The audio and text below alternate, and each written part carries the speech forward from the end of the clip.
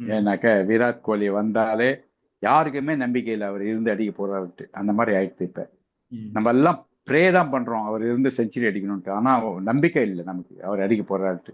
So அந்த மாதிரி ஒரு மோசமான நிலைமைக்கு தள்ளப்பட்டிருக்காரு அவரு.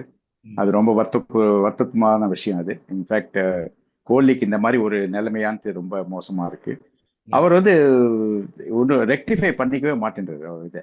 ம். இப்ப இந்த ஃபிஃப்த் ஸ்டம்ப், அந்த fast bowling, out side edge, ம். அதெல்லாம் போய் இப்போ வந்து எல்லா பாலுக்கும் அவுட் ஆறாரு. அது ரொம்ப கஷ்டமா இருக்கு நினைச்சு பார்க்கறதுக்கு. ஓகே. இவ்வளவு பெரிய பேட்ஸ்மேன் வந்து இவ்வளவு சீப்பா அவுட் ஆகிறதுனா கஷ்டமா தான் இருக்கு. ம். பட் அவர் குயிக்கா வெளியே வரணும், வந்துட்டு டெக்னிக்கை மாத்திட்டு. ஜோ ரூட்லாம் டெக்னிக் மாத்திட்டு இருக்காரு. ஸ்டீவ் ஸ்மித் ம். எவ்வளவு அருமையா ஃபர்ஸ்ட் 2 டெஸ்ட் பிஜிடி டிராஃபில வந்து 2 டெஸ்ட் ரொம்ப பயங்கரமா ஃபுட் ஒர்க்கே இல்லாம கஷ்டப்பட்டாரு. அதுக்கப்புறம் கவாஸ்கர், நிக்கல்ஸ் காமெண்டேட்டர்ஸ் எல்லாம் சொன்னாங்க இந்த மாதிரி இவர் ஃபுட் ஒர்க் இப்படி மாத்திக்கணும் அப்படின்னு சஜஷன் கொடுத்தாங்க. ம். அதை நம்பி இவர் என்ன மாத்தின்ட்டு கண்டினியூஸா செஞ்சுரி அடிச்சுட்டு இருக்காரு.